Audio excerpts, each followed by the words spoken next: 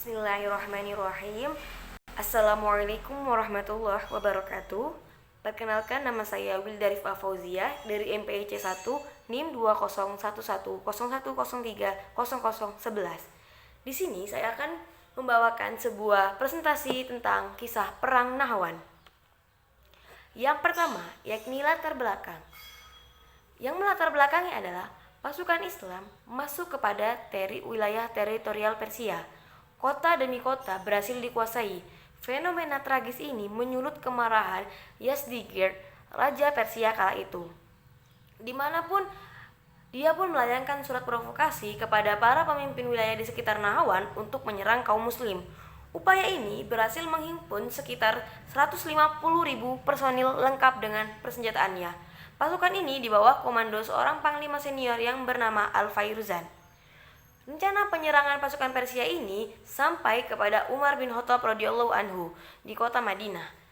Segera Umar bin Khattab memerintahkan kaum muslim untuk berkumpul di masjid. Beliau naik mimbar dan menyampaikan sesuatu.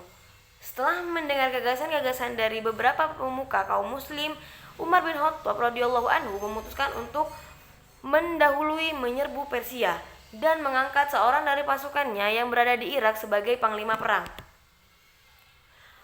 Persiapan pasukan. Umar radhiyallahu anhu segera memerintahkan Hudzaifah bin Al-Yaman radhiyallahu anhu agar berangkat dari Kufah bersama pasukannya. Dengan demikian pula instruksi diberikan kepada Abu Musa al-Asy'ari radhiyallahu anhu agar berangkat bersama pasukan dari Basrah. Mereka bergerak maju dengan membawa pasukan Islam dalam jumlah besar. Jumlah pasukan Islam menjadi 30.000 personil. Di dalamnya terdapat banyak pembesar sahabat Nabi Muhammad SAW dan para pemimpin Arab. Bertindak sebagai panglima tertinggi seluruh pasukan Indonesia adalah An-Num bin Muqarrin. Sebagai langkah awal, An-Nu'man mengutus Tulaihah, Amr bin Dikarib dan Amr bin Abi Salama sebagai salah satu intelijen di depan pasukan untuk mengumpulkan informasi kepada musuh. Tulaihah berhasil menyusup ke dalam barisan pasukan Persia. Sementara kedua rekannya kembali diperhalangkan di jalan. Bahkan Tulaihah al-Asy'ari berhasil membunuh beberapa petinggi pasukan Persia, menawan salah satu pemimpin mereka dan mendapatkan data akurat tentang kekuatan musuh. Akhirnya diketahui bahwa tidak ada perang menuju Nahwan. Jalannya peperangan. An-Nu'man bin Muqarrin bersama pasukan Islam bergerak maju menuju Nahwan. Pasukan lini depan dipimpin oleh An-Nu'man bin Muqarrin. Pasukan penyerang di bawah komando Al-Qaqa bin Amr. Sayap kiri dan sayap kanan dipegang oleh Hudzaifah bin Al-Yaman dan Suwaid bin Muqarrin. Adapun pertahanan belakang diatur oleh Mujashi bin Mas'ud. Di saat kedua pasukan berhadapan, An-Nu'man berikut pasukan Islam bertakbir 3 kali hingga mengguncang barisan musuh dan membuat mereka sangat ketakutan. Kemudian An-Nu'man menginstruksikan agar pasukan Islam meletakkan perbekalan dan segera mendirikan tenda-tenda. Di saat persiapan sudah mulai matang, instruksi telah diberikan kepada tiap pemimpin regu. Peperangan tak terelakkan lagi. Pasukan Islam serempak menyerbu barisan pasukan Persia. Perbandingan jumlah pasukan yang tidak seimbang itu tidaklah menyurutkan langkah militan Islam, hingga pasukan Persia melarikan diri berlindung ke dalam benteng.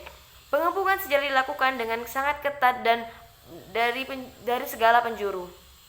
Majelis Permusyawaratan Militer.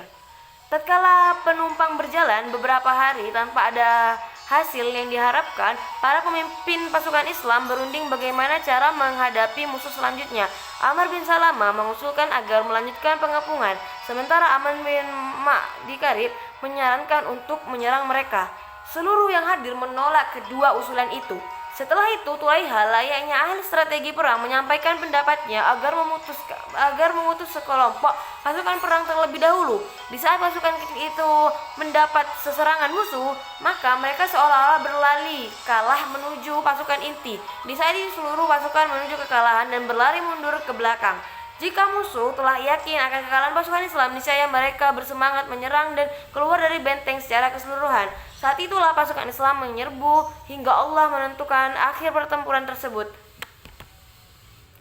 Pelaksanaan hasil musyawarah dengan perintah An-Nu'man Al-Qaqqa bin Amr berikut, pasukan menyerang maju mengepung benteng. Ketika pasukan Persia menyerang, Al-Qaqqa beserta pasukan berlari mundur dan mundur. Akhirnya pasukan Persia terkecoh keluar dari benteng dan maju menyerang hingga tak tersisa dari dalam benteng kecuali para penjaga pintu gerbang.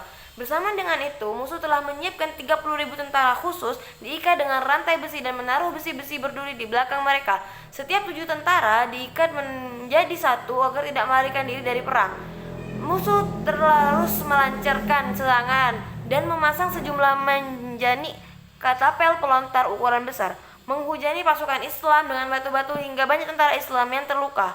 Ketika matahari tergelincir, pasukan Islam segera melaksanakan sholat duhur. Setelah An-Nu'man menaiki kudanya, memeriksa pasukan seraya menasihati untuk senantiasa bersabar dan gigih dalam berperang.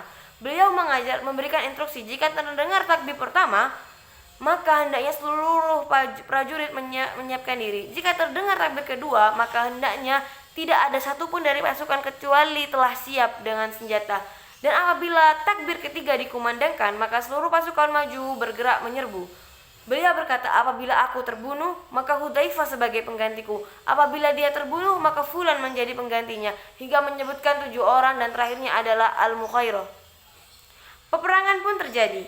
Siang itu, An-Nu'man dengan suara lantang bertakbir sekali dan mengibarkan panji peperangan. Maka pasukan mulai bersiap-siap. Takbir kedua dikumandangkan, pasukan semakin bersiap diri. Di saat takbir ketiga, maka dengan sigap seluruh prajurit serentak menyerbu membordir pasukan Persia, layaknya banjir besar yang terbendung. Kedua pasukan bertemu, terjadi peperangan yang sangat sengit. Musuh begitu terkejut mendapat serangan balik dari pasukan pemukul reaksi cepat Garda Islam. Amukan singa-singa padang pasir benar-benar terjadi. Sementara panji-panji perang yang dipancangkan An-Nu'man berkibar-kibar di atas kudanya. Berkibar-kibar di atas kudanya, maju menyerbu garis pemerintah yang pasukan Persia. Permukaan bumi yang licin bersimbah darah membuat banyak kuda tergelincir karenanya. Bahkan An-Nu'man tergelincir jatuh, membuat dirinya terlempar. Ketika itulah salah satu anak panah musuh menembus lambung beliau hingga ia meninggal.